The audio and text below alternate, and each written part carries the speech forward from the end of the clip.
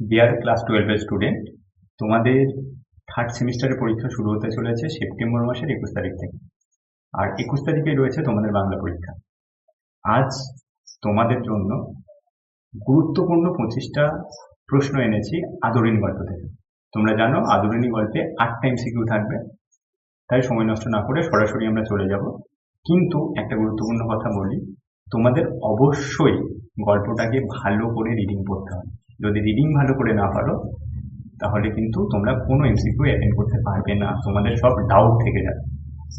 তো চলো শুরু করি।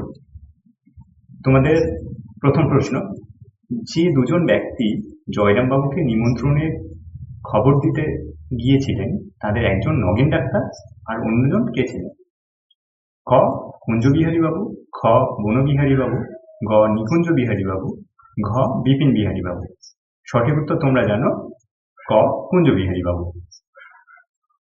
প্রশ্ন 2, জয়রাম মুখোপাধ্যায়ের হৃদয় স্নেহে ও বন্ধুবাৎসল্যে কেমন ছিল? অর্থাৎ তিনি তার বন্ধু বান্ধবদের প্রতি কেমন ব্যবহার রাখতেন? অপশন ক আকাশের মতো উদার, অপশন খ কুসুমের মতো কোমল, অপশন গ পুষ্পের মতো সুরভিত, অপশন ঘ নদীর মতো চঞ্চল। তো তোমরা জানো উত্তর হবে অপশন খ, অর্থাৎ কুসুমের মতো কোমল। কোশ্চেন নম্বর 3, নগেন ডাক্তার ও কুঞ্জবিহারী উকিল যেখান থেকে বিয়ের নিমন্ত্রণ পেয়েছিলেন? অপশন ক নেপালগঞ্জ, অপশন খ মহেশগঞ্জ, অপশন গ যোগেশগঞ্জ, অপশন ঘ পীরগঞ্জ। তোমরা জানো নিমন্ত্রণ এসেছিল পীরগঞ্জ থেকে, অর্থাৎ উত্তর অপশন ঘ।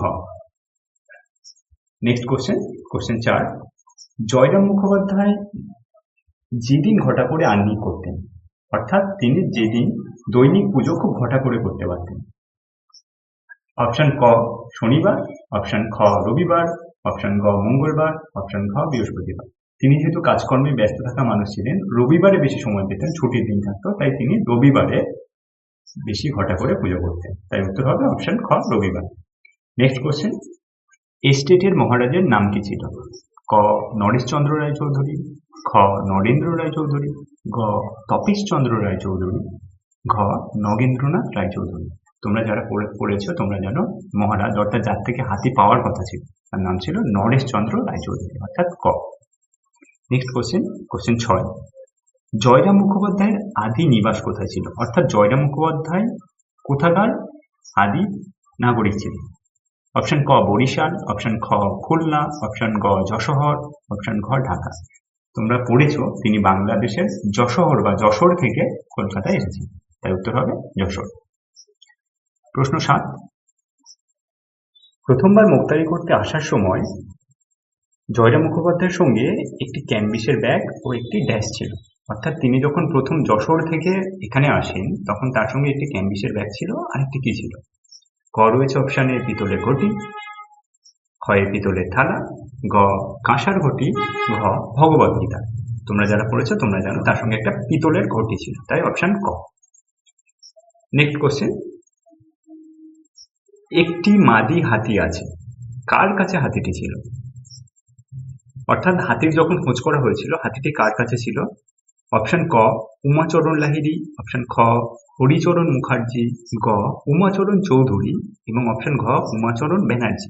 তোমরা জানো হাতিটি মুখোপাধ্যায় মহাশয় কিনেছিলেন উমাচরণ লাহিড়ী থেকে, তাই উত্তরটি হবে উমাচরণ লাহিড়ী। নেক্সট কোশ্চেন, উমাচরণ লাহিড়ী কোথাকার জমিদার ছিলেন? অর্থাৎ হাতিটি যার থেকে কেনা হয়েছিল সেই উমাচরণ লাহিড়ী কোন জায়গার জমিদার ছিলেন? অপশন ক হাকিমপুর, অপশন খ বীরপুর, অপশন গ শ্রীরামপুর, অপশন ঘ মানিকপুর। তোমরা গল্পটা পড়লেই জানতে পারবে সেখানে তিনি জমিদার ছিলেন বীরপুরের, অর্থাৎ অপশন খ। নেক্সট কোশ্চেন 10, জয়রাম মুখোপাধ্যায়ের কনিষ্ঠ পুত্রটি পড়াশোনা করে অপশন ক ঢাকায়, অপশন খ বেনারসে, অপশন গ কলকাতায়, অপশন ঘ লন্ডনে। তোমরা যারা পড়েছো তোমরা দেখবে, বা যদি না পড়ে থাকো দেখবে জয়রাম মুখোপাধ্যায়ের ছোট ছেলেটি কলকাতায় পড়াশোনা করতো, তাই উত্তরটি হবে অপশন গ।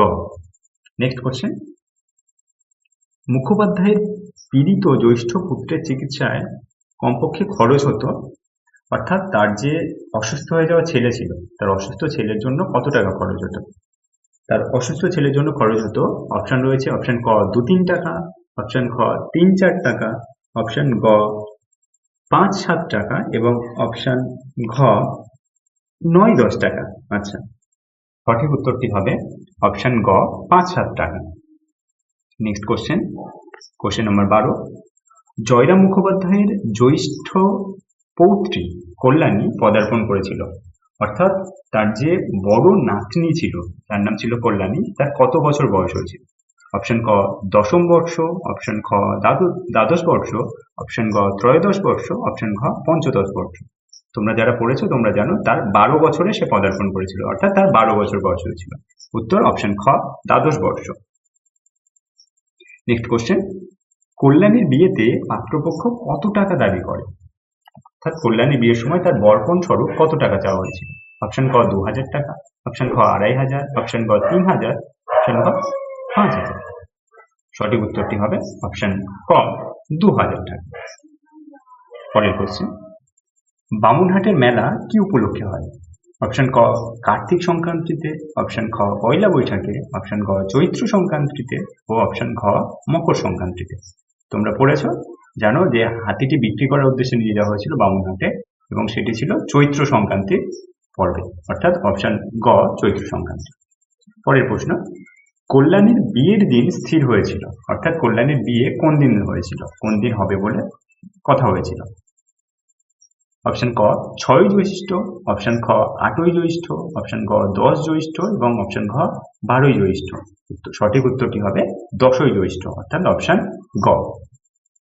পরের কোশ্চেন, কথাই বলে ব্রহ্মবাক্য? অপশন ক বেদ বাক্য, অপশন খ নীতি বাক্য, অপশন ক জ্ঞান বাক্য, অপশন ঘ উপদেশ বাক্য। সঠিক উত্তরটি হবে ব্রহ্মবাক্য বেদ বাক্য, অর্থাৎ অপশন ক।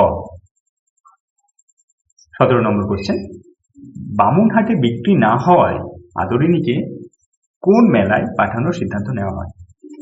তোমরা জানো বামুনহাটে আদরিণী বিক্রি হয়নি, সেখানে আদরিণী বিক্রি না হওয়ার পর পরের দিন তাকে ফিরিয়ে আনা হয়েছিল, তো এরপরে তাকে আবার বিক্রির সিদ্ধান্ত নেওয়া হয়। অপশন ক মঙ্গলাহাটে, অপশন খ রসুলগঞ্জে, অপশন গ শ্যামলাহাটে, অপশন ঘ বিবিরহাটে। সঠিক উত্তর হবে অপশন খ রসুলগঞ্জে, তাকে রসুলগঞ্জে বিক্রির জন্য নিয়ে যাওয়া হয়েছিল। 18 নম্বর কোশ্চেন, আদরিণী অসুস্থ হয়ে পড়েছিল বাড়ি থেকে ড্যাশ কত দূরে সে অসুস্থ হয়ে পড়েছিল? অপশন ক 2 ক্রোশ দূরে, অপশন খ 5 ক্রোশ দূরে, অপশন গ 7 ক্রোশ দূরে এবং অপশন ঘ 10 ক্রোশ দূরে। সঠিক উত্তরটি হবে অপশন গ 7 ক্রোশ দূরে। পরের কোশ্চেন, অতি অল্প কারণে তাহার তীব্র ড্যাশ উপস্থিত হয়। এটা জয়রাম মুখোপাধ্যায় সম্পর্কে বলা হচ্ছে। তিনি যখন যৌবনকালে তিনি ছিলেন প্রচন্ড রাগী জেদি, কিন্তু পরবর্তীকালে তার মনে অনেক অভিমান আসে, ধীরে ধীরে তিনি যখন বন্ধু বান্ধবদের সঙ্গে আসেন বা পরিবার হয় অভিমান জাগতে থাকে। অপশন ক ক্রোধ, অপশন খ জেদ, অপশন গ অভিমান, অপশন ঘ বিরক্তি। এখানে অল্প কারণে তার তীব্র অভিমান হতো, তাই অপশন গ। পরের কোশ্চেন, বন্ধুরা পরের কোশ্চেনে যাওয়ার আগে তোমাদের একটু জানাই যে তোমাদের যদি কোনো কোশ্চেন বা কোনো প্রশ্ন থাকে বা আমাদের এই ভিডিওতে তোমরা যদি কিছু তোমাদের মতামত জানাতে চাও, অবশ্যই তোমরা কমেন্টে জানাবে এবং তোমাদের সমস্ত প্রশ্নের উত্তর আমরা নিজের দিক থেকে দেওয়ার চেষ্টা করব। তো চলো পরের প্রশ্ন শুরু করি। 20 নম্বর কোশ্চেন, ড্যাশ উপনীত হইলে মুখোপাধ্যায় মহাশয় তাহাকে আশীর্বাদ করিয়া আসন গ্রহণ করিলেন। অর্থাৎ কাউকে যখন নিয়ে আসা হলো মুখোপাধ্যায় মহাশয় তখন তাকে আশীর্বাদ করেছিলেন। অপশন ক বৈঠকখানায়, অপশন খ রাজ সমীপে, অপশন গ রাজসভায়, অপশন ঘ দ্বার প্রান্তে। যখন রাজ সমীপে অর্থাৎ তাদের সামনে উপস্থিত করা হয়েছিল তখন তিনি আশীর্বাদ করেছিলেন, তাই উত্তরটি হবে অপশন খ রাজ সমীপে। পরের প্রশ্ন 21, সন্ধ্যার পর গৃহে ফিরিয়া ড্যাশ বসিয়া সমবেত বন্ধুমণ্ডলীর নিকট মুখোপাধ্যায় এই কাহিনী সবিস্তারে বিবৃতি করিলেন। অর্থাৎ তিনি কোথাও থেকে ফিরে এসে তার বাড়িতে কোনখানে বসে বন্ধুদের কাছে একটা গল্প বলেছিলেন। অপশন ক শয়নকক্ষে, অপশন খ বৈঠকখানায়, অপশন গ বারান্দায়, অপশন ঘ বাগানে। উত্তরটি হবে বৈঠকখানায়। বৈঠকখানায় বন্ধুদের সামনে বসে তিনি রাজার বাড়ি থেকে ফিরে এসে তার কাহিনী বলেছিলেন। পরের প্রশ্ন 22, আদরিণীর সেই ড্যাশ বিশাল দেহখানি আম্রবনের ভিতর পতিত রহিয়াছে। আদরিণীর যে শরীর, সেই শরীর যে মৃতদেহ, সেই মৃতদেহ পড়েছিল আমবাগানের মাঝখানে, তার মৃতদেহকে কেমন বলা হয়েছে সেটা অপশন ক নিষ্পন্দ, অপশন খ নবজলধর বর্ণ, গ পর্বত প্রমাণ, ঘ কৃষ্ণকায়। তোমরা যারা পড়েছো জানো তার নবজলধর বর্ণ অর্থাৎ নতুন মেঘের যেমন রং হয়, আষাঢ়ের নতুন মেঘের সেই রকম রং ছিল সেই হাতির সেই শরীর পড়েছিল মৃত অবস্থায় আমবাগানের মধ্যে। পরের কোশ্চেন, প্রশ্ন 23, স্তম্ভ মেলা। তোমাদের এখানে স্তম্ভে আমাদের একটু যান্ত্রিক গোলযোগের কারণে একটু সমস্যা হয়েছে, তবুও আমি তোমাদেরকে বলে দেওয়ার চেষ্টা করছি। স্তম্ভ একে 4টে অপশন রয়েছে। এতে রয়েছে মেজবাবুর মেয়ের বিয়ে, বিয়ে রয়েছে জয়রামবাবুর বিয়ে তাস পাশার আসর, শীতে রয়েছে বামুনহাটের মেলা এবং দিতে রয়েছে কল্যাণীর বিবাহের দিন। এবং স্তম্ভ 2-এ রয়েছে, প্রথম অপশন রয়েছে চৈত্র সংক্রান্তি, 2-এ রয়েছে সোমবার, 3-এ রয়েছে 10ই জ্যৈষ্ঠ এবং 4-এ রয়েছে রবিবার। এখানে একটু যান্ত্রিক গোলযোগ হয়ে গেছে, তবুও আমি তোমাদের থেকে একটু ক্ষমা চেয়ে নিচ্ছি। এখানে 4টে অপশন রয়েছে ক খ গ ঘ। ক এর অপশনে রয়েছে এ এর সঙ্গে 2, বি এর সঙ্গে 4, সি এর সঙ্গে 1, ডি এর সঙ্গে 3। অপশন খ এ রয়েছে এ 1, বি 3, সি 4, ডি 2। অপশন গ এ রয়েছে এ 4, বি 2, সি 1, ডি 3। আর অপশন ঘ এ রয়েছে এ 2, বি 3, সি 1, ডি 4। তো তোমরা পড়েছো মেজবাবুর মেয়ের বিয়ে ছিল সোমবার, অর্থাৎ এর সঙ্গে হবে অপশন 2।